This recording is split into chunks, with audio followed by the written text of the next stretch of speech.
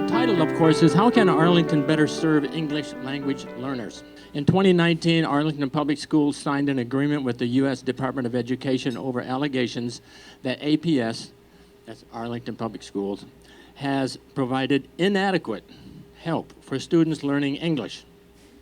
And while APS did not admit to any violation by signing the agreement, failure to comply could have meant that APS was in violation of the 1974 Equal Education Opportunities Act. Not a good thing. Which requires schools to provide the same opportunities for all students, regardless of race, gender, or language. Okay, how did we get here? What does good policy and practices for English language learners look like? Lastly, what does this settlement mean, and how will the community know that English language learners are being served now? Tonight, we get to explore those questions a little bit. Our first speaker is Gabriela Uro. Did I say that right? Just a minute, you're not really on the stage yet, because I get to say a few things about you. Gabriela is the Director of English Language Learner Policy and Research for the Council of Great City Schools. Great City Schools? I had to look that up. Great City Schools, and Arlington is not a member of Great City Schools, but there are 76 large urban schools across the country. Los Angeles, Chicago, New York, and a bunch more. She told me even Des Moines in my state of Iowa is a member. But Arlington is not. Richmond is. Yeah, okay. The council is a coalition of 76 of the nation's largest urban public school systems. It was founded in 1956 and is located in Washington, D.C. It works to promote urban education through legislation, research, and media relations, and other special projects. The council serves as the national voice for urban educators. Now, Gabriela is responsible for all matters pertaining to English language learners. The acronym we use these days is ELL, or just EL, or just English language learners. She works on legislative matters relevant to ELLs, both with Capitol Hill and the administration. She is the lead for strategic support teams reviewing ELL programs in council districts and providing technical assistance as needed. Gabriela has a master's degree from Columbia and a BA from University of California, Irvine. As an expert, she's the real deal. Gabriela. Thank you so much. And good evening, everybody. So first, I want to thank Brian Marroquin for setting this up and for inviting me. I appreciate the invitation. I think it's great to have our community want to hear about English language learners and the programs and really support our schools. And so this is just fabulous. I really appreciate that. A little bit about me so you understand. One, thank you for that kind introduction about my work. I've been doing this for 25 plus years. We don't want to go into details on that. But also just a little bit about what my lenses are, right? So I have been doing this in urban school districts. Our council member districts enroll 25% of the nation's English language learners, and so it's a very important issue for my organization, which is why I've been focused on this. I came to Arlington first back in 1994, and then because of my husband's military service, he retired from the Navy. We left for a couple years, but when he retired, we decided we wanted to come back to Arlington to make our home and to have our children go to Arlington. So that, when we arrived here back in 2008, I became very involved in the schools. Arlington has a way of just, you volunteer for one thing and they just take you in, right? So that was me, and that's what you're gonna hear in terms of the lenses I bring. And there's a list of the things that I've been involved in here in Arlington. The agenda that I want to cover, based on what Brian asked me to present to you today, is what are the elements and what are the features of effective programs for educating English language learners. I'm going to talk about the foundations and the components of what these elements are. There are legal and pedagogical ones, but then get into what we learned in our organization are some of the features of school districts as systems need to have in place in order to work well with English language learners. And then finally, what I'll do is I'll give you just a couple of observations from my work for now over a decade, working with Arlington Public Schools in various volunteer capacities. So before discussing the foundations, the pedagogy and legal foundations, let's just define what English language learners are, or ELs, or ELLs, right? Just so you know, English language learners are actually 87% in Arlington, and more on 80% nationwide are US-born students that come to our schools knowing a language other than English. They might arrive in our schools as pre-K, and they have language, but their pre-literacy experience is in another language.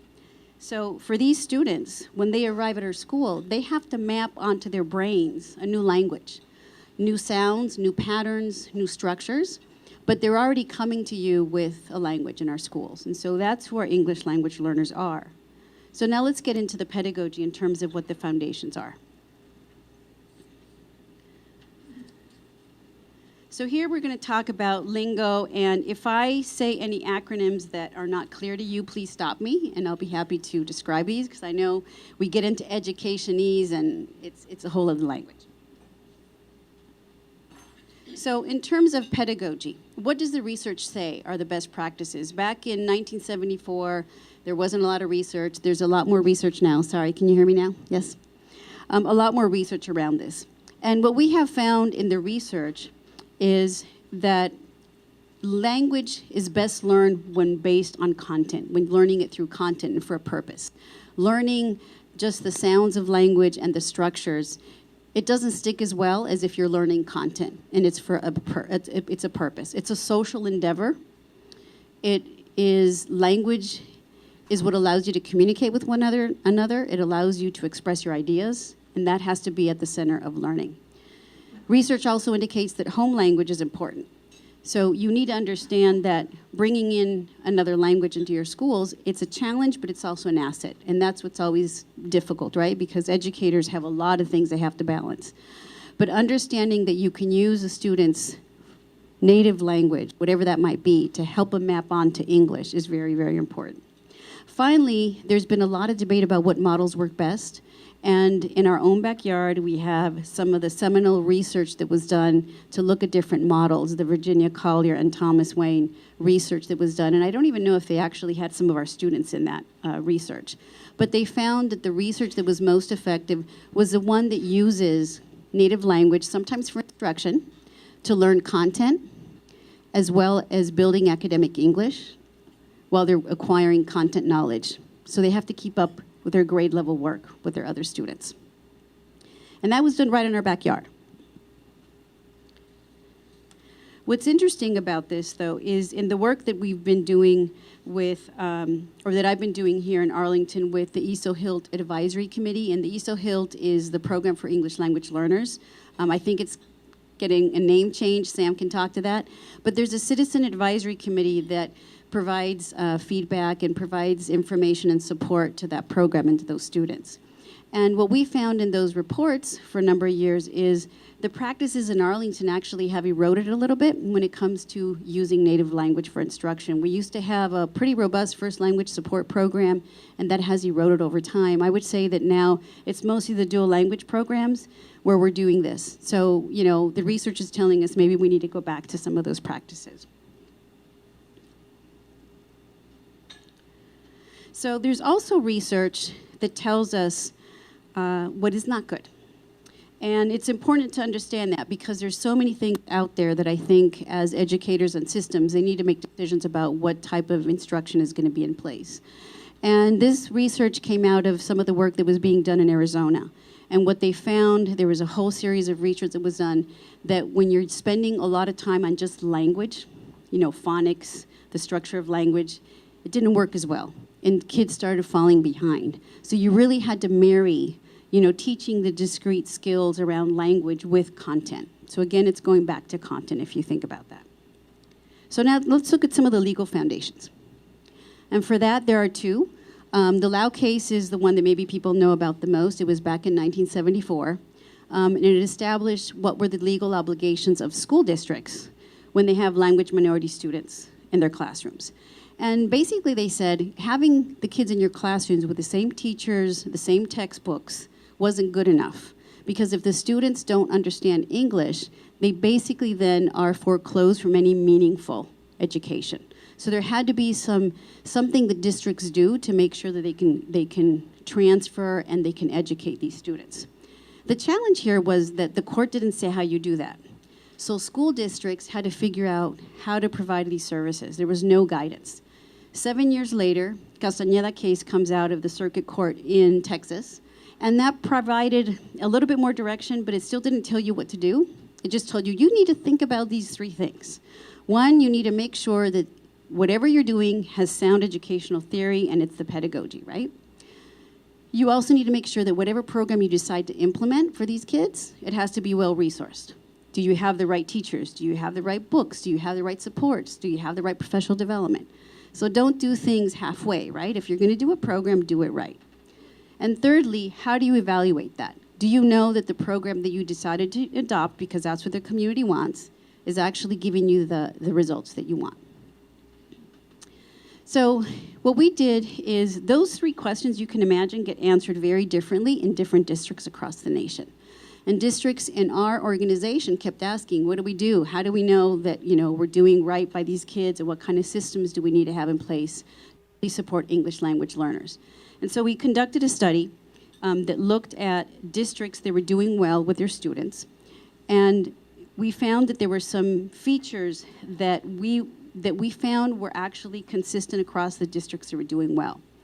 And I'm going to walk you through these briefly. First is the vision and commitment to English language learner success. And I think this room, with that many people in this room, and it's hot and you're still here listening to me, is an indication of commitment, that the community says we understand that we need to get better, we want our children to succeed. And for that, there's a couple of questions that need to come into play. So the community, both at large and the school, need to arrive at what their vision is for ELS. Based on the demographics, based on the community's vision for education for ELS, as well as the research. If we wanted to dual language programs, or we're going to do more of those, or we're going to do any other model that's out there, fine, select it as a community and then move on. But then once you decide that, you need to equip the school with the right systems. Your school systems have to be in place to really support the type of work.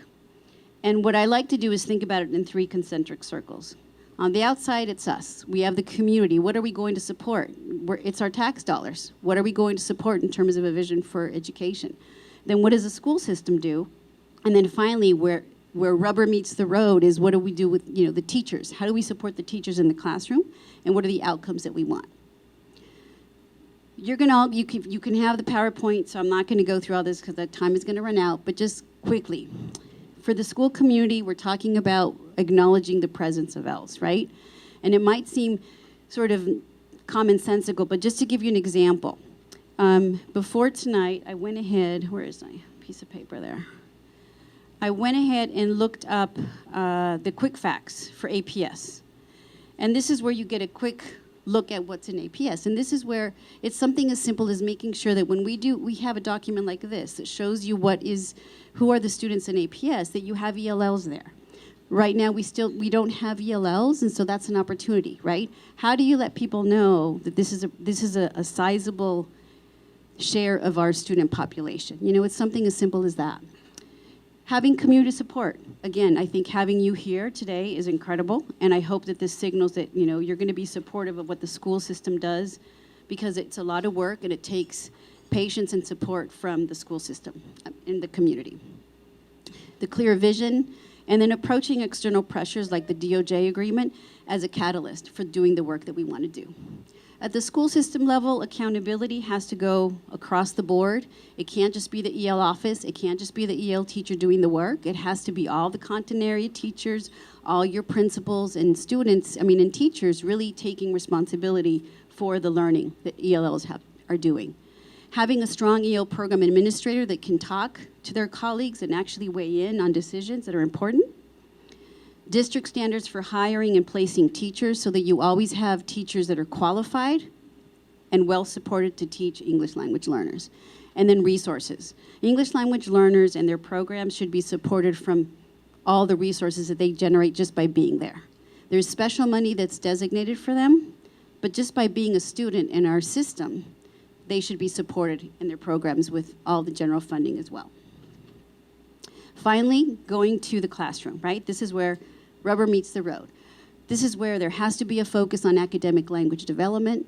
There's assessments and review of how the school is making sure, and the school system, that the student has access to all of their programs, whether it's gifted and talented or maybe special education if that's appropriate.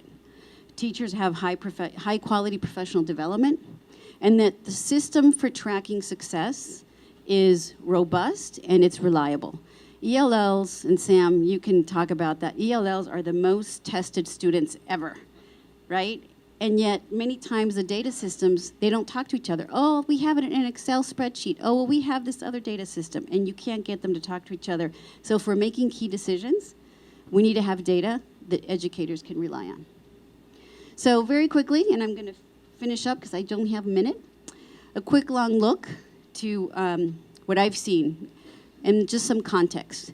Any program implementation in Arlington or any other district in Virginia has to deal with external forces. And in the decade, we've had all these various external forces. We've had 2 reauthorizations of the federal education law.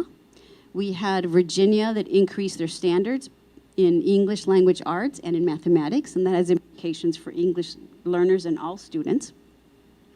And then in Arlington, we had cyclical budget issues. We've had major cuts. I think it was 2009, I think there was a pretty significant cuts at central office. And then also even in locally, Arlington's assistant superintendent for instruction, I think we had 6 in the span of 10 years. So, you know, if that's the person sort of helping keep things constant in what we're doing, it becomes a challenge.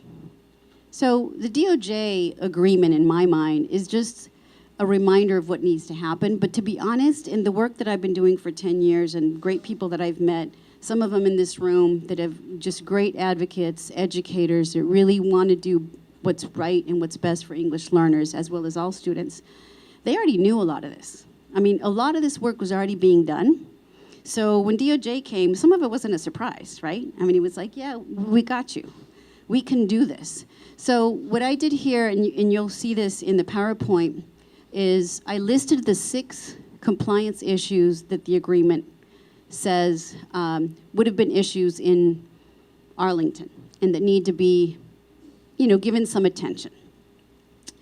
And for each one of these, I listed the times, the instances, and the reports that educators in Arlington, community members, and others have themselves said, yeah, we know we need to prove this. We're working on it. So what's great about this is that I think there's a consensus about things that need to happen. I think this is an opportunity to get the community behind the school system to say, yes, we support you in making improvements, and we understand it might take time. And for me, having this room full of people, sitting there, I know you're hot, I am. I'm very hopeful. And I think it's really important because English learners are 30% of the students, and we need to help them succeed because then as a system, we succeed. Thank you very much. Our next speaker, Samuel Klein, he is supervisor of the Office of English Learners, EL, we've all learned that now, in Arlington Public Schools. Sam was an assistant principal in Fairfax County Public Schools. He has 25 years of, he doesn't even look that old, 25 years of experience in education as a teacher and as a school and central office administrator. Sam spent 10 years as an ESOL administrator in the Fairfax County Public School Central Office.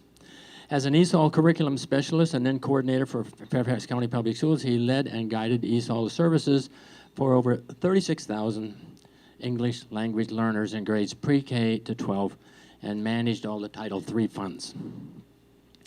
Sam has worked to promote and establish professional development for schools regarding curriculum, instruction, assessment, policy, and shared responsibilities for English language learners.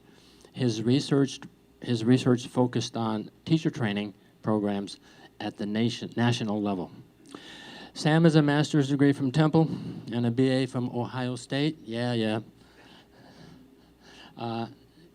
Sam, lots of experience. Thank you. Thanks.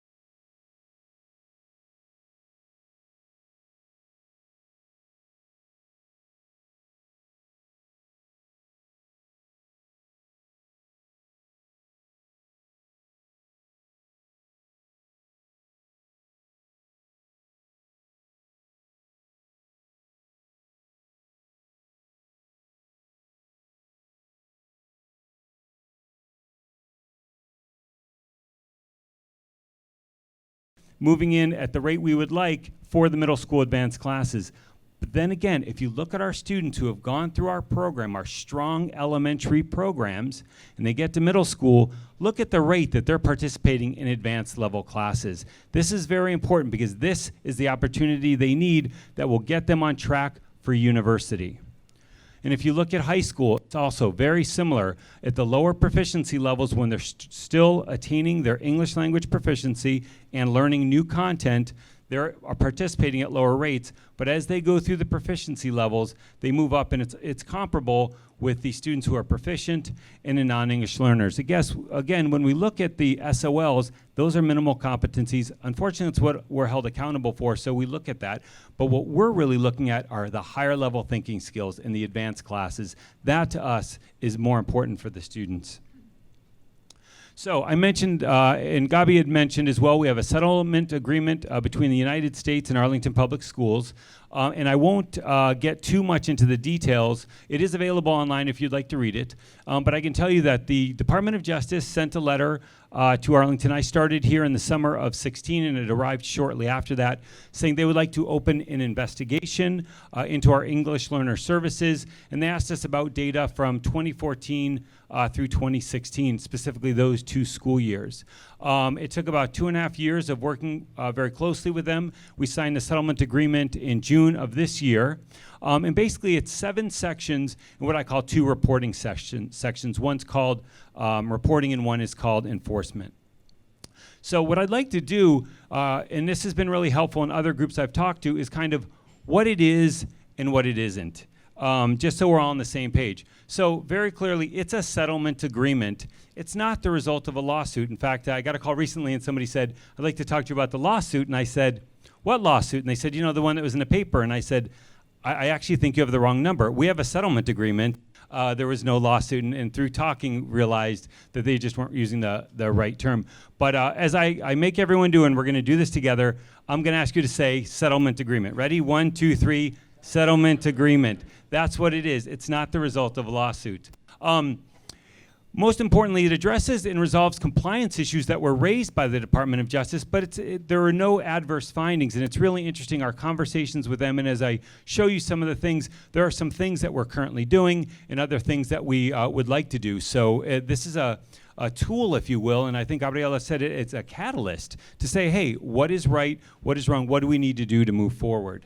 Most importantly, it addresses our obligations under the Equal Educational Opportunities Act, but it was not a finding that our programs were inadequate. And it was very interesting having the conversations around that. They actually were very impressed by a lot of our data, including the things that I just showed you.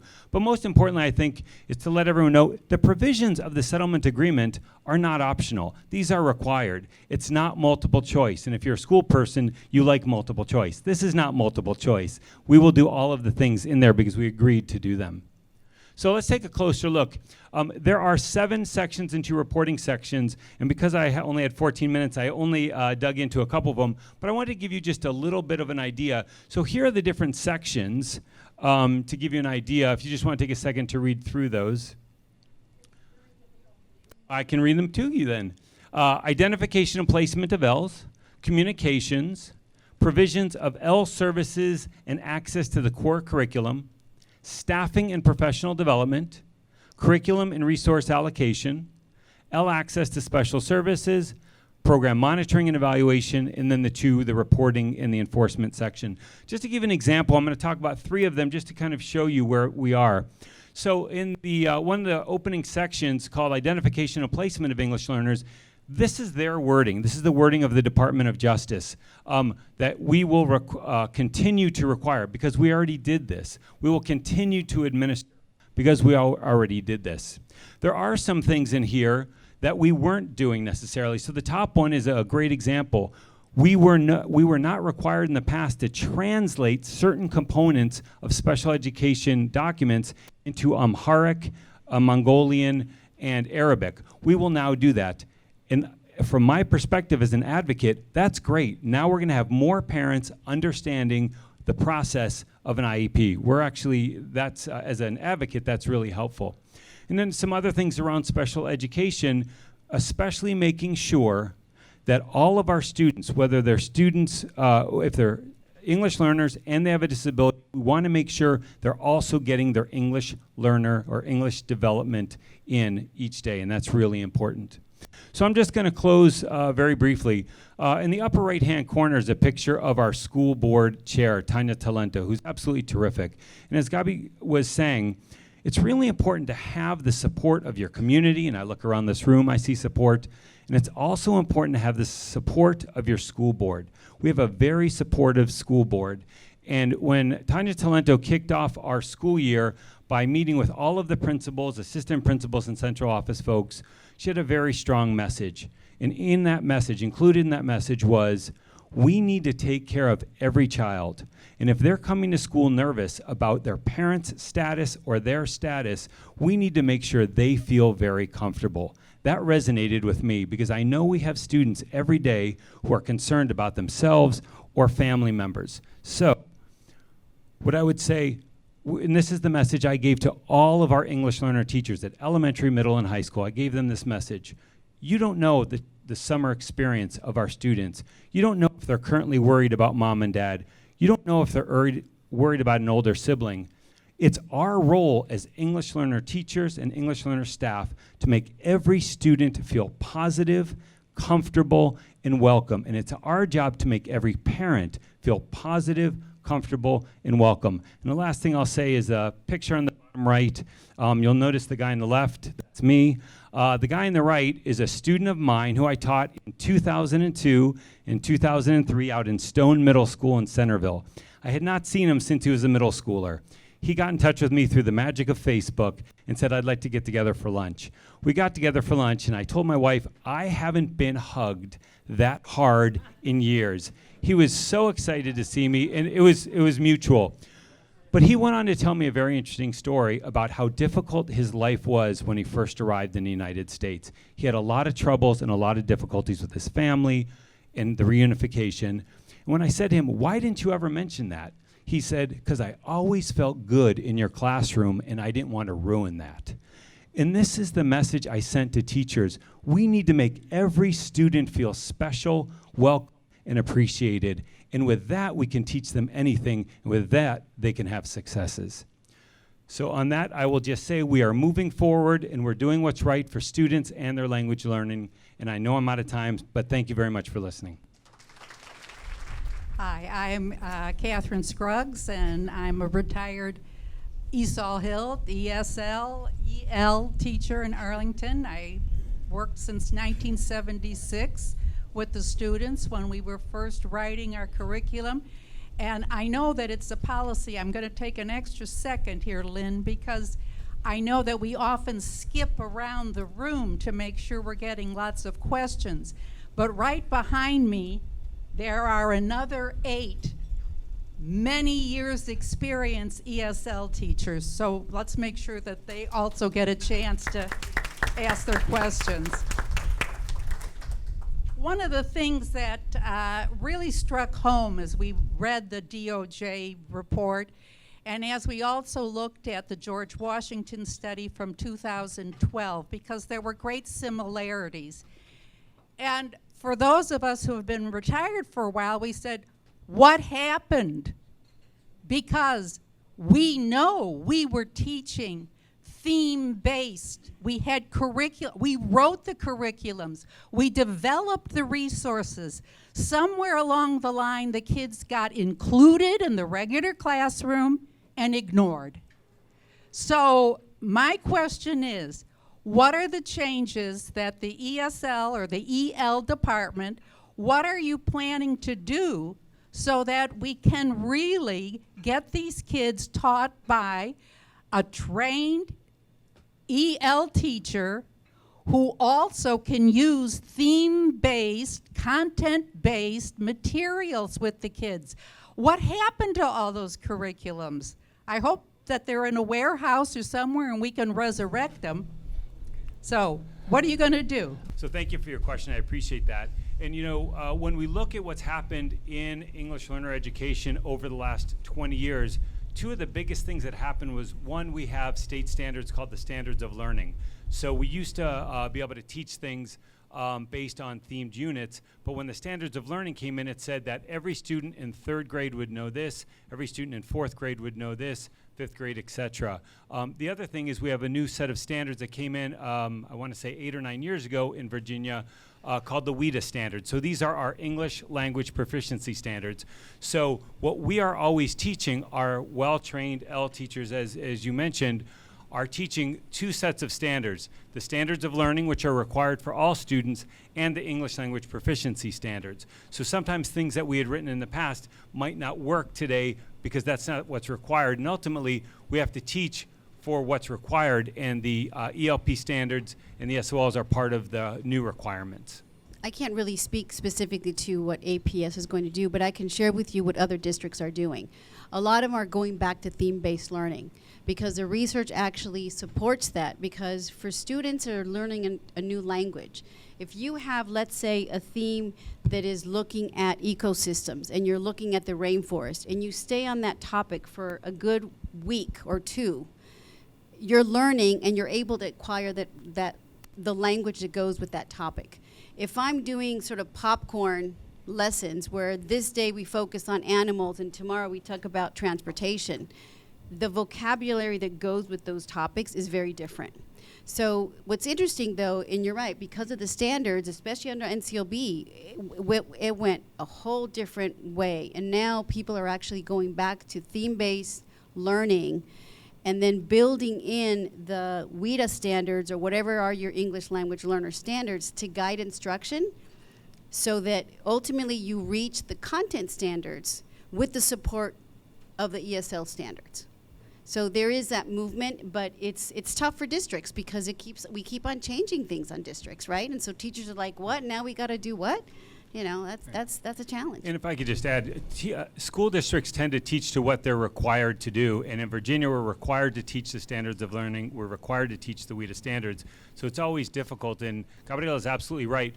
What we want is curriculum that's deep, not necessarily wide. And so it's a great example, you know, teaching the water cycle or teaching something within science. It's that big concept. And we're really excited about our program evaluation coming, because I think one of the things they're going to talk about is how do we teach the state standards, the WIDA standards, and also go deep so students have a better understanding of those concepts, not just passing the minimal competency tests. Hi, Simone Walker. I'm an Arlington parent and a community activist. Scott, I liked that second to last slide where you said you're telling the teachers are the kids worried about a family member.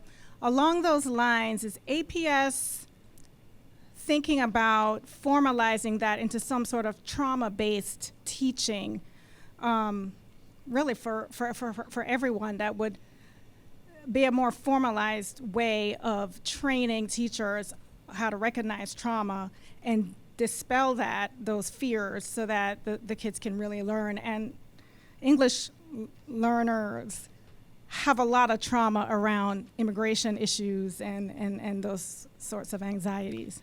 Thank you for your question. I have to say, I promised I was listening, but I'm looking over to Lourdes Rubio, who is one of our now retired but rock star English learner counselors who specifically had exactly that role. So I'm going to shout out to Lourdes, who retired last year. But to answer your question, we don't have that necessarily with teachers. What we have in Arlington, and it's very unique, is we have counselors whose main role is to work on issues around trauma. I would call it issues around acculturation and reunification. A lot of times our children are separated from their families for many years, so they're raised by a grandparent, then they come here, they haven't seen their parents in 7 or 8 years, and it's a whole new family. And so that's a lot of trauma, especially if they're 13. How many of you know a 13-year-old? It's a rough time of life. No matter what. Yeah. Right. But then you add a new language, a new culture, and a new family, and oftentimes the family has other members living in the home, or just a situation that makes it difficult. So we have a position specifically for that. And really their role is the health and wellness of our students, specifically around the topics you mentioned, but specifically reunification, trauma on their journey here, or anything. And we're firm believers in Arlington Public Schools of the whole child. We have to take care of the mental well-being of our students before we can teach them anything. If you go home right now and you've had a really bad day, can you do the New York Times crossword puzzle? It's difficult, honestly. So we want our students coming to school every day feeling good about themselves, and if they had trauma, tools for dealing with it. And Lourdes was here a long time before me, and I was fortunate to come in and get to work with her for a few years. But that group really has a lot of work, and it's very difficult work, but it's so important to make sure that the students come in ready to learn. Hi, I'm Gail Dennis. I moved to Arlington in 1978, and I've been a loyal real estate taxpayer ever since. No children, no husband. I would listen very intently to what you all said, and there was one very important element that I think was left out of the whole discussion, and that is the responsibility of the child or children and the responsibility of the children's parents to ensure that these children are ready, able, and willing to learn. If these children go home and I'll just take one of your languages, say they speak Amharic, and the parents say, our religion requires you to use Amharic, and we are Ethiopians, and I think that's the country, right? Mm-hmm. That they're not going to come to school and with any great enthusiasm delve into their English classes. And I think that the parents need to be made to pledge that they will spend 10 or 20 minutes a day dealing with English in their home after the child comes home, or they stick the child in front of an English-speaking program on television or something, so that this is a continuing experience. It's not something they do from 8 to 3 during the day and then forget about the rest of the time. Thank you. Thank you for your comments, and I'll comment on that.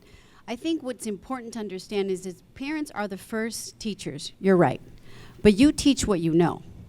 So how many of you teach algebra to your kids when they got to algebra? How many of you taught calculus to your kid when they got to calculus? I could try to get back into that, but I said, my daughter, I can't do calculus. I can help you with algebra, that's it. So for parents who speak another language, their first language is their strength. And unless they are bilingual or trilingual, to ask them to speak in English is actually going to be worse for that child, because now they have an arrested English. And my mother did this with me.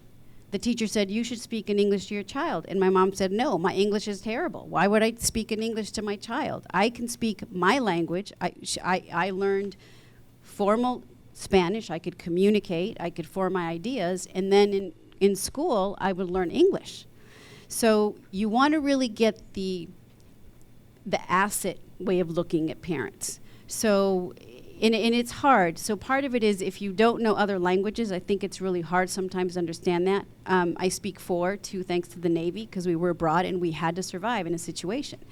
And if I had been asked to speak the languages where we were living in, I could not do that for my children. I had to equip them with the language that I spoke at home, which was English. So my girls, when they came here, they could actually engage in school. But I think that for parents that speak another language, the best thing for them to do is to have conversations with their kids, because then there's a connection, there's guidance. What we find sometimes is when you strip those kids of that home language, guess what?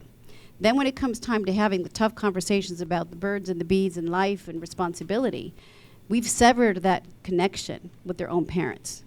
And so one of the things that we need to know, that to keep children safe in any situation, we can't ask them to sever their relationship from their family, because then they're not going to arrive at the school door ready to learn. And especially kids, and Sam can tell you this, they want to learn English like this. They do not want to be labeled ELL, LEP, whatever. They pretend to speak English. They will learn English so fast that the parents get worried. So trust me, the kids, they take off and they're texting and they're watching all the YouTube they want, and and the parents don't even know.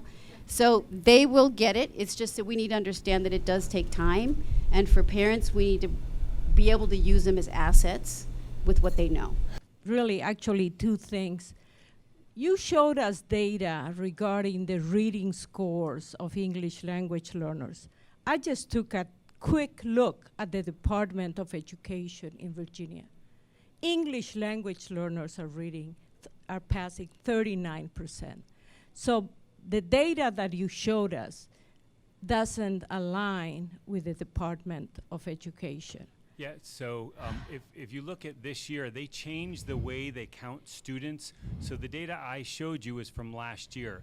The new year, they've changed the way they're counting, so they don't count all of the students. I And so understand it's how a new the system. levels have been changed, but I think that the data clearly indicates all the years I have been in Arlington Public Schools Board, there's a gap in achievement.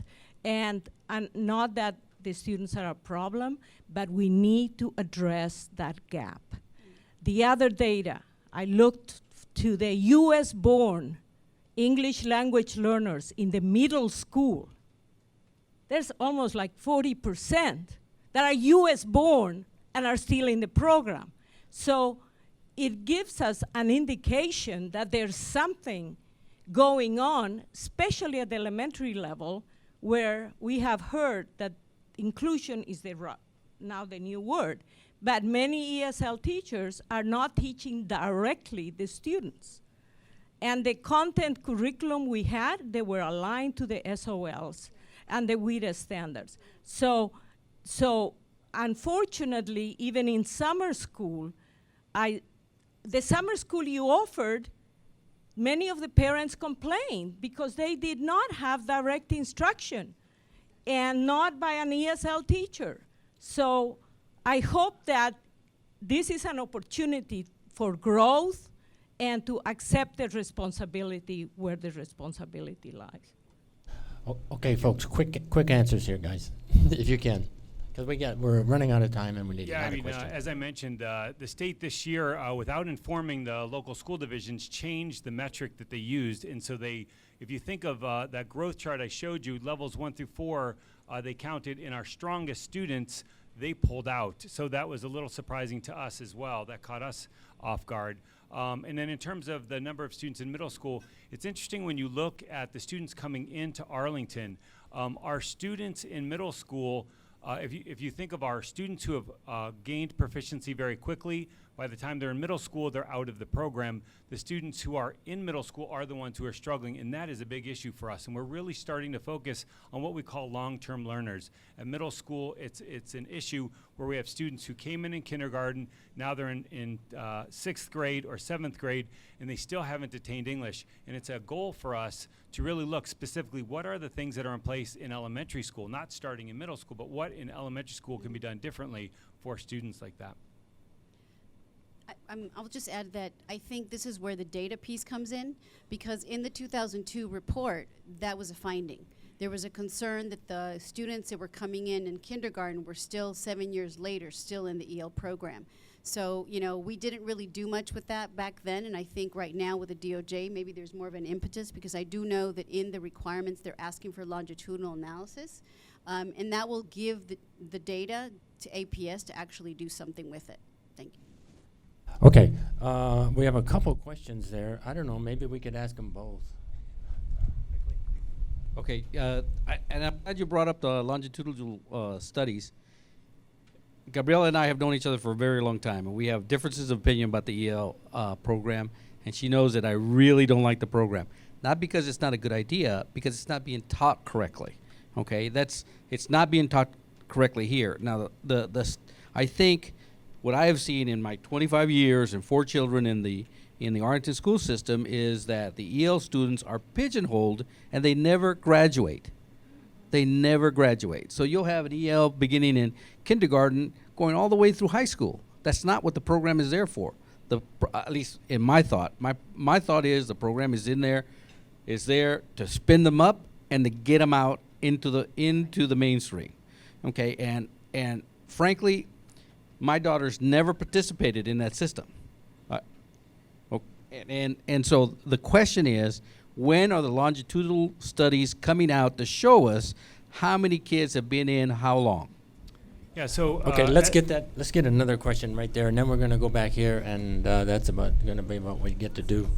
Hi, I'm Rosalie Jewell, and I left the school system in 2007. I had taught ESL for 20 years, the last 10 as running the program at Wakefield, and it was alive and happy when I left. What I want to know is, why did you have to make a settlement? Why would the Department of Justice require a settlement? What had happened? Okay, if you could briefly just address either one or both. Yeah. So to answer longitudinal data, in the 3-year agreement, when we send an annual report in the last 2 years, we have to have done some analysis around the longitudinal data. So that hopefully answers that question. And in terms of what happened, when the DOJ sends a letter to open an investigation, they don't tell you why. The letter actually says, we would like to open an investigation. They don't tell you why, and when you ask, we'd like to know some details on why you came in, they say, we're allowed to come in anywhere we want. And what's really interesting is they don't tell you what the impetus was for it, and then they're able to look at everything. So when you look at the settlement agreement, you'll see again lots of things that say the district will continue to, because even though we're doing things, they would like us to continue doing them. And there are other things that are new that they would like us to do. It's almost like a template, if you will, especially if you look at other settlement agreements from around the country. But to answer your question, why did they come to Arlington? I don't know. I don't know why they came into Prince William or to Manassas City either. But they did open an investigation, and that led to the settlement agreement. I can shed a little bit of light on that because actually in the settlement agreement it talks about Thomas Jefferson Middle School. And so DOJ was responding actually to a complaint that was filed about the services in Thomas Jefferson Middle School. So what's interesting in the agreement itself, for some of the remedies, it only focuses on that school, but others, it sort of expands it to all the schools. So it's a little bit inconsistent, I think, in the agreement. But there was a complaint that was filed. And why the settlement?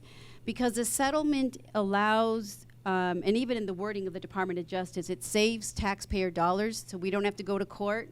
There were some anomalies, there's some areas to improve, and so they agreed to say, we're not going to go to court, we're not going to get a long, drawn-out process, but we agreed to improve certain areas, and so that's why you end up with a settlement.